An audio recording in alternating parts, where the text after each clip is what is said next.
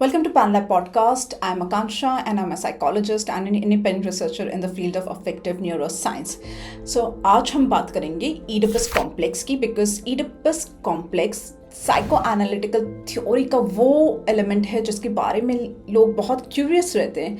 I would not से discover, but ये complex theorise किया गया था बाय सिगमंड फ्रॉइड. लेकिन इस पर्टिकुलर पॉडकास्ट में हम इसको सिगमंड फ्रॉइड के पॉइंट ऑफ व्यू या जो उनका डेरिवेशन था ऑफ ईडिपस कॉम्प्लेक्स, हम उससे नहीं एक्सप्लोर करेंगे. हम इसे बहुत ही यूनियन तरीके से देखेंगे, यानी कार्ल यूनियन ने जिस तरह से इस थ्योरी को और एक्सपैंड किया एंड ज़्यादा रियलिस्टिकली एक्सपैंड किया. So this is what we are going to talk about in this episode. When I read the theory, and ये थ्योरी एक बेसिकली इस कहानी से आई थी जहाँ पे ईडिपस नाम का एक बच्चा पैदा होता है एक राजा और रानी को, एंड एक्चुअली एक प्रोफेसी अटैच होती है उस बच्चे की डिफॉर्मिटी कि वो प्रोफेसी ये होती है कि this child is going to kill his own father and sleep with his mother. तो जब ये प्रोफेसी अनाउंस की जाती है उस बच्चे के बर्थ के साथ में जिसका नाम ईडिपस है, किंग एंड क्वीन डिसाइड करते हैं कि वो इस बच्चे को अपने स्लेव को दे देंगे एंड उससे स्लेव से बोला जाता है कि किल द चाइल्ड, उसे कहीं जंगल में लेके जाओ, उसे माउंटेन में लेके जाओ एंड आप उसको ख़त्म कर दो. वो माई लाइफ में नहीं आना चाहिए, इस किंगडम में नहीं दिखना चाहिए because of this prophecy. And something happens, वो स्लेव उसे माउंटेन में लेके तो जाता है लेकिन उसे मारता नहीं है. ही नर्चर हिम, वो उसे पाल पोस के बड़ा कर देता है. And years later what happen is that कि अब उस बच्चे को, ईडिपस को, ये नहीं पता है कि उसके रियल पेरेंट कौन है. वो अपने अडॉप्टेड पेरेंट्स के साथ ही रह रहा है और उन्हीं को अपना रियल पेरेंट कंसिडर करता है.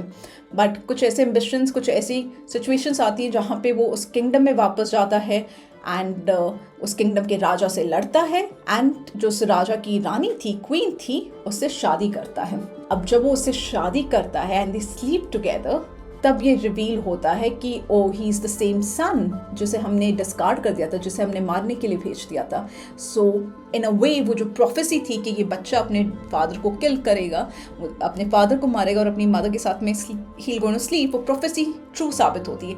बट उस कहानी से ये टर्म निकला था ईडिपस. एंड ये जो सेक्सुअल फैंटेसाई है, ये जो सेक्सुअल फैंटेसीज है या फैंटेसाइजिंग है एक बच्चे की towards opposite gender of parent, इस कहानी से फ्रॉइड ने नाम दिया था ईडिपस कॉम्प्लेक्स.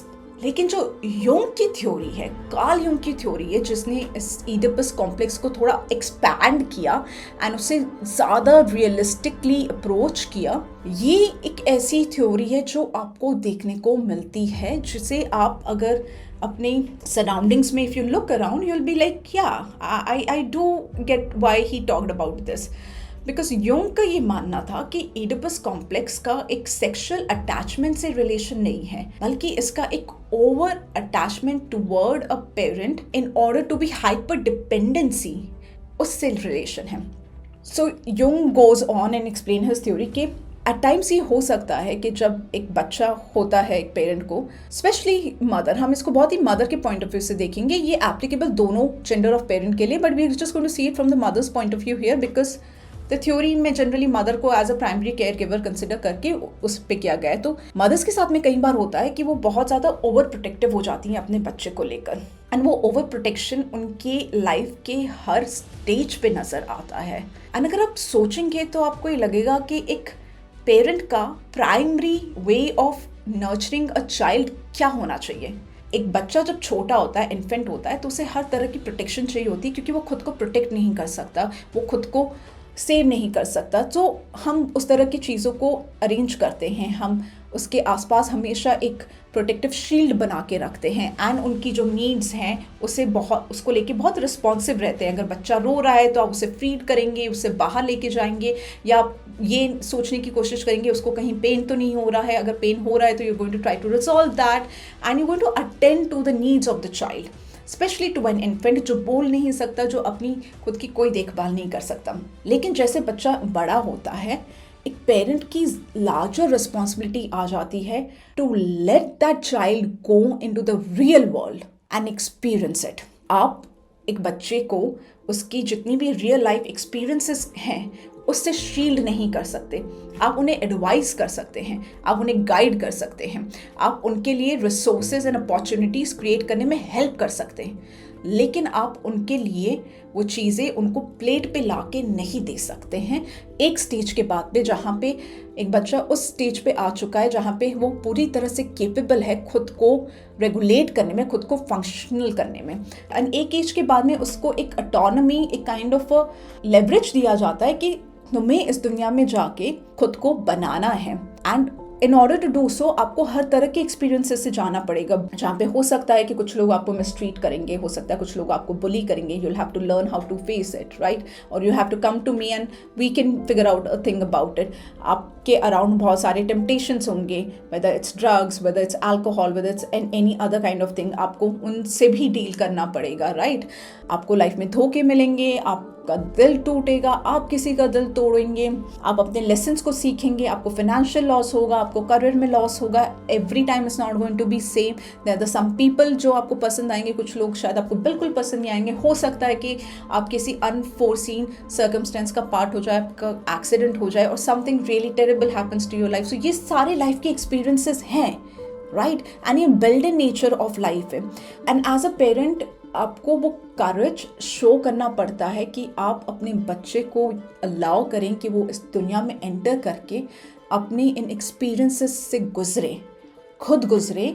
आप उसको जितना सपोर्ट प्रोवाइड कर सकते हैं बाहर से या एज अ सपोर्ट सिस्टम, आप उतना सपोर्ट सिस्टम प्रोवाइड करें, be it an emotional support system, be it a psychological support system, at times maybe financial support system, अगर आपको लग रहा है कि उनकी जो नीड है वो बहुत जेन्युइन है and you can do it easily, otherwise not. लेकिन you let them be, you let them go out in the world and have their adventure, you let them go and explore the world and have adventure. And as a result कुछ अच्छे experiences होंगे, कुछ बुरे experience होंगे, लेकिन आपको उनके लिए वो रास्ता खोलना होता है, आपको उन्हें अपने घर से जाने देना होता है ताकि वो खुद अपने experiences को समझे, अपनी लाइफ को उन experiences से बनाए।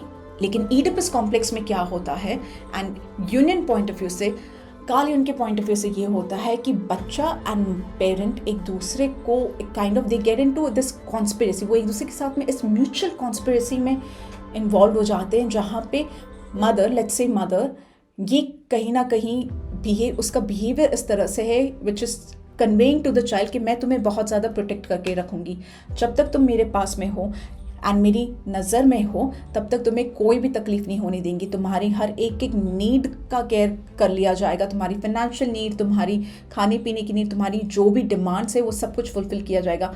बदले में you have to stay with me all the time, you are not leaving this house, I am not going to be alone. And this could come and arrive from a place जहाँ पे एक female या एक mother या एक parent अपने आप को बहुत अकेला फील करते हैं एंड उनके लिए एक लौता सपोर्ट सिस्टम उनका बच्चा, या वो अपने बच्चे से इतना अटैच हो जाती हैं कि वो अपनी पूरी की पूरी दुनिया उस बच्चे में देखती हैं एंड वो किसी भी कीमत पे उस बच्चे को कुछ भी नहीं होने दे सकती, इसलिए वो उसे इतना प्रोटेक्ट करके रखती है कि उसे कभी लाइफ को एक्सपीरियंस करने ही नहीं देती, लाइफ से बाहर जाने नहीं देती। लेकिन ये सिर्फ पेरेंट की गलती नहीं है, बिकॉज यहाँ पे बच्चे भी उतने ही इन्वॉल्व होते हैं।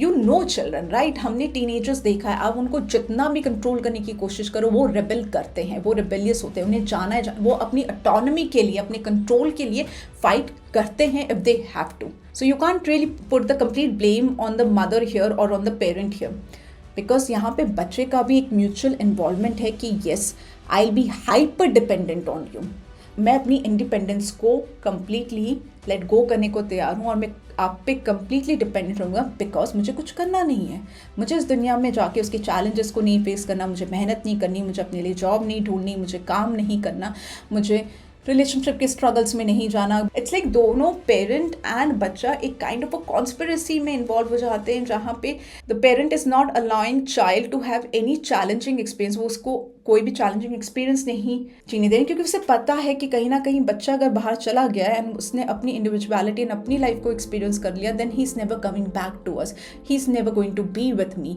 और अगर वो मेरे पास नहीं आया तो मैं अकेली हो जाऊंगी, मैं अपनी दुनिया किस में ढूंढूंगी, मेरे तो लाइफ का पूरा सेंटर ही मेरा बच्चा है, अगर वो ही चला गया मेरी लाइफ से, what am I going to do, how am I going to live my life, मेरे पास में कुछ करने को ही नहीं होगा, मैं अपनी लाइफ को कैसे जीऊंगी। तो वो मदर इतनी ज़्यादा डिपेंडेंट है on the existence of the child कि वो बच्चा उसके लिए उस बच्चे की कोई अपनी इंडिविजुअलिटी या उसकी खुद की अपनी कोई शख्सियत नहीं है जो वो जाके स्टैब्लिश करना चाह रहा है, उसके लिए वो बच्चा उसका एक ऑब्जेक्ट है, it's like the most prize possession है, जिसे वो किसी भी कीमत पे खोना नहीं चाहती, जिसे वो किसी भी कीमत पे अपने घर से जाने नहीं देना चाहती। इट्स लाइक लाइफ में कोई वजूद नहीं है। आपने अपनी आइडेंटिटी को अपने बच्चे से कनेक्ट कर लिया, which is very very unhealthy way of doing it. But you'll see कि ऐसे पेरेंट्स होते हैं जो अपने बच्चे को कुछ भी एक्सप्लोर नहीं करने देते, वो इतने ओवर प्रोटेक्टिव हो जाते हैं, वो उनको कोई नया एक्सपीरियंस नहीं लेने देते, इस डर के साथ में कि कुछ गलत हो गया तो उसे चोट लग गई। वो एक 21 साल का बच्चा है, लेकिन उसके कपड़े उसके पेरेंट्स धो रहे हैं, उसके लिए खाना वो बना रहे हैं, उसको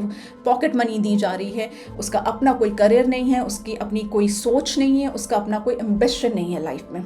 उनके पेरेंट का इंटरफेरेंस उनकी लाइफ की हर छोटी मोटी चीज़ में, वो किससे बात करते हैं, किस तरह के दोस्त बनाते हैं, उनको क्या करियर चूज़ करना चाहिए या किस पर्सन के साथ में उन्हें रोमांटिकली इन्वॉल्व होना नहीं होना, सब में उनका इतना ज़्यादा इंटरफेरेंस है कि उस बच्चे की पूरी लाइफ उसके पेरेंट के अराउंड चलती है। And how does parent control that? By giving the child extreme comfort, financial comfort and other sort of comfort, and the child take advantage of that. It's not like कि वो बच्चा बेचारा है यहाँ पे कि विक्टिम है, क्योंकि नहीं, एज आई सेड कि जो बच्चे रेबेलियस होते हैं, जिन्हें अपना कंट्रोल ऑटोनॉमी चाहिए होता है, वो इन जंगल से भाग के निकल जाते हैं, वो अपना रास्ता बना लेते हैं। बट जब बच्चा खुद ये नहीं चाहता है, वो खुद ये सारे एडवांटेजेस जो उसे मिल रहे हैं, ये जो सारी care, comfort and concern and सब रिसोर्सेज जो उसके पेरेंट्स उसको प्रोवाइड कर रहे हैं, इस शर्त पे कि उसे सारी बस अपने पेरेंट की बात माननी है, उनके साथ रहना है, he easily do that. Why won't he? उसके लिए तो अच्छा ही हो रहा है ना, उसको तो सारे एडवांटेजेस मिल ही रहे हैं, उसे जाके रेसल करने की ज़रूरत नहीं है इस दुनिया में, उसे जाके कोई स्ट्रगल या सफरिंग इंड्योर करने की ज़रूरत नहीं है इस दुनिया में। He is more than happy to do that. So he also become that hyper dependent on his parents. And जो रिज़ल्ट होता है इस तरह की फैमिली का, जहाँ पे बच्चा पूरी तरह से सिर्फ और सिर्फ माँ बाप के साथ में, और उसका अपना कोई आइडेंटिटी, अपना कोई लाइफ एक्सपीरियंस, उसकी अपनी पूरी कोई दुनिया नहीं है जो उसके पेरेंट्स से अलग है। सो जो पेरेंट्स अपने बच्चे को बाहर जाके दुनिया से लड़ने की हिम्मत दे पाते हैं, they are doing the right thing. उनके बच्चे जाके टफ बनते हैं, उनके बच्चे जाके केपेबल बनते हैं। जहाँ पे आप उनकी इस हिम्मत को ख़त्म कर देते हैं, वहाँ पे आप उनके कॉन्फिडेंस को भी ख़त्म कर देते हैं। वो बच्चे ना कभी टफ बन पाते हैं, ना लाइफ का अपना एक्सपीरियंस, अपनी ज़िंदगी, अपनी दुनिया ढूंढ पाते हैं। That's not a good way to be, that's not even a healthy parent child relationship. And इसमें दोनों की गलती है, for the very reason we talked about. So ये ईडिपस कॉम्प्लेक्स था जिसे कार्ल युंग ने एक्सप्लेन किया एंड एक्सपैंड किया, जहाँ पे एक सेक्सुअल अटैचमेंट नहीं होके एक ओवर साइकोलॉजिकल अटैचमेंट है पेरेंट एंड चाइल्ड का एक दूसरे पे। पेरेंट अपनी साइकोलॉजिकल नीड्स की वजह से बच्चे को बाहर नहीं जाने दे सकता या उसे दुनिया को एक्सप्लोर करने का हिम्मत नहीं दे सकता। हो सकता है parent is really timid and they over protective, they are shy, वो खुद बहुत ज़्यादा दबे हुए से हैं। वहीं पे चाइल्ड खुद अपने साइकोलॉजिकल नीड्स के फुलफिलमेंट के लिए अपने घर से बाहर नहीं जाता या अपने उस पेरेंट की जो कंफर्ट वाली स्पेस है उसको छोड़ने को रेडी नहीं होता, because even he doesn't want to wrestle with the world in the rightful manner. So Jung ने इसे बहुत ज़्यादा साइकोलॉजिकल अटैचमेंट का सेंस दिया, which makes more practical sense, because ऐसे एग्जाम्पल्स एंड ऐसी फैमिलीज हम अपने आसपास देख पाते हैं, सेंस कर पाते हैं। एंड हमने हर बार देखा है, ये साइकोलॉजिकल लिटरेचर में बहुत वेल स्टैब्लिश है कि एक ओवर प्रोटेक्टिव पेरेंट का जो बच्चा है वो बहुत ही इनसिक्योर, बहुत अंडर कॉन्फिडेंट एंड बहुत एंशियस प्रोन होता है। There is no way around it. अगर आप ये सोच रहे हैं कि आपकी ओवर प्रोटेक्शन से आपका बच्चा फ्लरिश करेगा, उसकी ज़िंदगी बहुत अच्छी होगी, कभी नहीं देखा गया है, not till now at least. And for the child also कि जो बच्चे ऑटोनॉमी नहीं ले पाते, जो रिस्पॉन्सिबिलिटी नहीं ले पाते अपनी लाइफ की, एंड वो जो एक जो गॉड है अपने पेरेंट के साथ में, जहाँ पे वो पेरेंट्स पे हर चीज़ के लिए डिपेंडेंट, उसे नहीं काट पाते। It's a very unhealthy kind of a bond and attachment. And फिर जब ऐसी फैमिलीज पैथोलॉजिकल निकलती हैं या आप साइकोलॉजिकल इन्वेस्टिगेशन में जाते हैं ना, हम कहते हैं कि आपकी पैथोलॉजी का तो रूट ही आपकी फैमिली में जा रहा है, तो वहाँ पे सिर्फ एक पर्सन को ब्लेम करने से नहीं होता, वहाँ पे पूरी की पूरी फैमिली इन्वॉल्व है, पूरी की पूरी फैमिली रिस्पॉन्सिबल है for being pathological and for giving rise to so many pathological disorders. Anyway, so that was Panlab Podcast. Thank you so much for listening to Panlab Podcast. अगर आपको ये सब कुछ भी सेंस बना रहा है, then please do like and share the channel and subscribe to it.